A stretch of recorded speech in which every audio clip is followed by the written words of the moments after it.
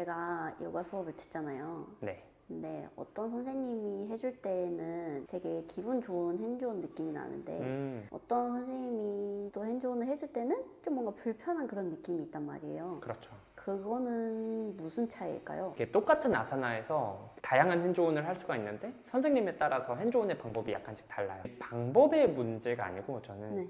조금 더 디테일하게, 예를 들어 음식점을 갔을 때 똑같은 음식이어도 어떤 접시에 담냐에 따라서 이제 음식 맛이 다르게 느껴지잖아요. 저는 핸즈온도 비슷하다고 생각합니다. 제가 오늘 어떤 좋은 핸즈온인지 영상으로 한번 만들어 볼게요. 오늘 수업 끝나고 여기 담비 선생님이 계셔서 담비 선생님이 도와주실 겁니다. 담비 선생님 그냥 느끼신 대로 그냥 해주시면 돼요. 자, 예를 들어 제가 담비 선생님의 오른손을 이렇게 위로 올리는 걸 도와줄 거예요. 예를 들어 아주 간단한 핸즈온이죠. 네. 자, 이렇게 오른손 한번 위로 올려보세요. 자, 이거를 제가 핸즈온으로 도와준다고 쳤을 때 제가 핸즈온을 이 두 손가락으로 이렇게 잡았어. 자, 이렇게 올려. 어쨌든 도와주긴 한 거예요. 그쵸? 자, 근데 기분이 어때요? 좋아요. 더럽죠? 더럽죠? 기분이 더러워요. 그렇죠? 자, 근데 만약에 손목을 잡고 이렇게 올렸어요. 어때요? 아까보다 좋아요. 아까보단 낫지만 이것도 좀 그저 그래. 근데 그저 그런 느낌에서 끝날 거예요. 근데 양손을 써서 한 손을 받치고 이렇게 같이 올려줬어. 자, 이렇게 같이 올려줬어. 어때요? 방향성을 알 것. 방향성도 알 것 같고 기분적으로 따졌을 땐 제일 좋을 거예요. 예를 들어 뭐 어떠한 핸즈온을 했을 때 면적이 되게 작게 핸즈온을 하게 되면은 이 사람이 안정감을 갖기가 되게 어려워요. 닿았을 때는 많은 면적을 사용하는 게 좋습니다. 예를 들어 제가 담비 선생님은 무릎을 이렇게 잡을 거예요. 무릎을 잡아서 도와준다고 쳤을 때 무릎이 이렇게 완전히 덮어 잡았어. 그러면 안정감이 느껴져요. 완전히 덮어 잡았을 때. 근데 예를 들어 내가 이 사람 배려한다 치고 손을 이렇게 해서 손꿈치로만 이렇게 잡았어. 이것도 이거랑 똑같은 거예요. 이렇게 했을 때 기분이 좀 그래. 근데 이렇게 하는 사람들의 강사분들의 특징이 있어요. 왜 그런지 알아요? 손이 차요. 그래서 내가 손이 차가우니까 이 사람이 이렇게 다 잡으면은 차가울까봐 불쾌할 것 같으니까 나름 배려한다 치고 이렇게 해서 이렇게 해버린 거예요. 근데 이거랑 아까랑 똑같습니다. 그래서 요가 선생님들은 손이 따뜻해야 돼요. 발도 따뜻해야 되고. 그래서 선생님들 중에서 겨울철에는 내가 만약에 수족냉증이 있어. 그럼 아예 핫팩을 주머니에 넣고 다니시는 분도 있어요. 만지기 전에 핫팩 만졌다가 차가운 걸 최소한에 방지하기 위해서. 이걸 아마 수업하시면서 깨달으신 거겠죠. 그런 류의 뭐 핸즈온이 있고, 그리고 핸즈온이 되게 여러 가지의 종류의 핸즈온이 있다고 저는 느껴요. 양식, 중식, 한식 있는 것처럼. 근데 그 중에서 제가 오늘 말씀드리고 싶은 것은 누구나 해도 괜찮은 핸즈온 같은 거. 예를 들어 자, 이제 회원분이 부장가사나를 했어요. 자, 부장가사나를 우리 하타요가 하면 5분 부동도 많이 하잖아요. 예를 들어 이대로 5분이 있었다고 칩시다. 자, 그 다음에 내려오시고 자, 양손 가슴 옆 바닥 힘껏 올라오셔서 아기 자세 만들어 보세요. 자, 이렇게 아기 자세 하고 있을 때 5분 동안 부동을 하고 아기 자세를 하면 여기 허리 뒤쪽에서 계속 자극이 오고 있을 거예요. 막 이런 소리 내잖아요. 5분 뒤에. 맞아요. 그때 만약에 선생님이 와서 여기 골반만 이렇게 시원하게 눌러줬어. 자, 근데 이렇게 누를 때도 손꿈치가 아니라 제가 말씀드렸죠. 면적을 많게 이렇게 해서 꾹 눌러줬어. 그럼 담임 선생님 기분이 어때요? 시원해요. 시원하잖아요. 이런 핸즈온이 저는 생각했을 때 실패하지 않는 좋은 핸즈온입니다. 방향성을 잡아주고 이 사람이 못하는 아사나를 더 깊게 해주는 핸즈온도 당연히 좋은 핸즈온인데 그거는 어려워요. 굉장히 어렵습니다. 그리고 특히 초보 강사분들 같은 경우에는 핸즈온을 굉장히 무서워하세요. 근데 이 종류만 알면 돼요. 그러니까 실패하지 않는 핸즈온. 예를 들어 우리 음식할 때 비교적 김치볶음밥은 좀 쉽잖아요. 라면 끓이긴 쉽잖아요. 근데 라면이 맛이 없을 수가 있나요? 라면은 웬만하면 맛있잖아요. 근데 라면 먹을 때 가장 중요한 건 뭔지 아세요? 라면 먹을 때 가장 중요한 건 어디서 먹냐가 가장 중요합니다. 캠핑 가서 야외에서 라면을 먹었다고 칩시다. 그럼 맛이 없을 수가 있을까요? 없죠. 맛이 없을 수가 없어. 예를 들어 라면 내가 끓이지 않고 좋아하는 사람이 끓여서 갖다 줬어. 그럼 이 라면이 맛이 있을까요? 없을까요? 맛있을 수밖에 없잖아요. 우리 요가도 사실 똑같아요. 사실 핸즈온도 중요하지만 그 수업의 분위기를 형성하는 게 더 중요해요. 너무 즐거운 수업이야. 막 다들 막 까르륵 웃고 있어. 그때 핸즈온 불쾌하게 한다고 뭐야 이 사람 핸즈온 왜 이렇게 해? 이렇게 생각할까요? 저는 아니라고 생각해요.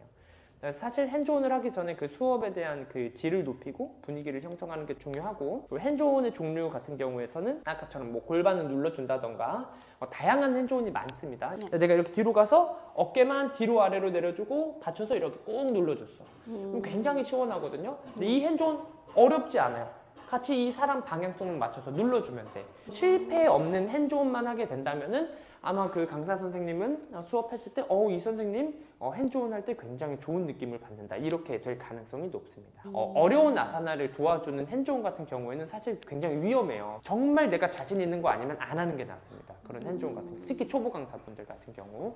자, 그리고 제가 유튜브니까 제 유튜브 구독자분 중에서 강사 선생님들이 많은 걸 알고 있어요. 그래서 제가 꿀팁을 알려드리겠습니다. 자, 핸즈온 했을 때 기분 좋은 느낌과 안 좋은 느낌을 주는 가장 키포인트는 사실 속도입니다. 속도. 자, 예를 들어 제가 담비 선생님 어깨에 이렇게 손을 올릴 거예요. 근데 갑자기 이렇게 올렸어. 기분이 어때요? 깜짝 놀라죠. 깜짝 놀라고 기분이 더러워요. 더러워. 근데 만약에 그 어깨 위에 손을 올릴 때 이렇게 올렸다가 이렇게 꾹 올려. 뗄 때도 천천히 뗐어. 그럼 어때요? 부드러운 느낌. 부드러운 느낌, 배려받는 느낌이다. 맞아요. 배려받는 느낌. 저는 그래서 표현할 때 솜사탕을 만지는 거와 똑같이 해야 된다. 솜사탕 세게 만지면 어떻게 돼요? 없어지죠. 세게 만지면 없어져요. 그 뭉개지고. 근데 살짝 이렇게 손만 올리면 어떻게 돼요? 그대로 형태는 유지할 거 아니에요? 그 다음에 방향성을 가져가야 돼요. 내가 마음이 너무 급해버리면은 막 이렇게 막 사람 몸을 턱턱 만져버리면은 이게 사람 대 사람인지라 기분이 안 좋을 수 있어요. 아무리 좋은 핸즈온이고 아무리 좋은 방향성이어도 사실 어떻게 핸즈온을 하냐, 어떠한 방향을 가져가냐, 어떠한 스킬을 가져가냐보다는 사실 더 근본적으로 중요한 거는 어떻게 들어가냐, 어떻게 나오냐, 그리고 이 사람과 소통도 중요합니다. 담비 선생님이 가장 잘한다고 느끼는 게, 저는 잘 못하는데 이렇게 핸즈온 할 때마다 말을 걸어주잖아요. 뭐 괜찮아요? 저는 그런 건 못해. 저는 T라서 그런 건 잘 못해. 뭐 괜찮으세요? 사실 그게 엄청난 위로라고 생각해요. 아무튼 그런 식으로 핸즈온에 관련해서는 좋은 핸즈온은 제일 쉬운 방법은 실패하지 않는 핸즈온만 골라서 하는 것, 그리고 천천히 들어가고 천천히 나오는 것. 많은 초보 강사 선생님들이 핸즈온에 대해서 저한테 많이 물어보시더라고요. 제가 그래서 지금 촬영일이 몇일? 4월 30일이죠? 저기 한번 비춰주시겠어요?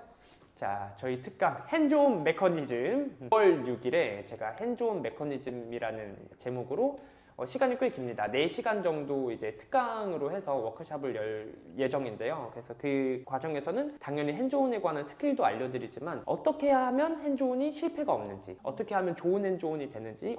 핸즈온이 굉장한 스킬이에요. 그러니까 강사들은 스킬이 많아야 돼요. 내가 아사나를 잘하는 것도 한 가지의 스킬이 될 수도 있고, 외적으로 뛰어난 것도 스킬이 될 수도 있습니다. 선생님이 만약에 몸이 좋으면 나도 열심히 수련해서 저렇게 되고 싶다라는 마음이 생기게끔. 근데 이 핸즈온도 굉장한 무기입니다. 이 선생님이 나를 어떠한 핸즈온을 해줬는데 막 안 되던 것도 되고 기분이 너무 좋고 뭐 치유받는 느낌까지 난다면 굉장한 무기가 될 수 있으니 그거에 대한 워크숍을 한번 만들었으니까 관심 있으신 분들은 들으셨으면 좋겠고, 왜 핸즈온 메커니즘이라고 이름을 붙였냐면은, 담비 선생님이랑 저랑 만약에 같이 배웠어도 그 핸즈온은 다르게 나올 거예요. 왜냐? 체형이 달라. 그러니까 예를 들어 담비 선생님은 키가 작고 저는 키가 크잖아요. 할 수 있는 핸즈온과 할 수 없는 핸즈온이 달라요. 근데 그거에 대한 구조만 알면은 이 사람마다 아사나가 사람마다 형상이 다르게 나오듯이 이 핸즈온도 사람마다 강사마다 다르게 나오거든요. 그래서 그 구조를 알려드리는 시간입니다. 그래서 이 사람은 이렇게 하면 되겠고 이 사람은 이렇게 하면 되겠구나. 우리 수학 공식이라고 생각하시면 돼요. 수학 공식 이렇게 있으면 대입해서 그 식을 풀어서 정답이 나오잖아요. 그 공식을 알려드리는 시간입니다. 관심 있으신 분들은 010-2145-6431로 문자 주시면 감사하겠습니다. 핸즈온 워크숍 5월 5일 어린이날에 진행합니다. 문의 및 등록은 010-2145-6431로 문자 부탁드립니다.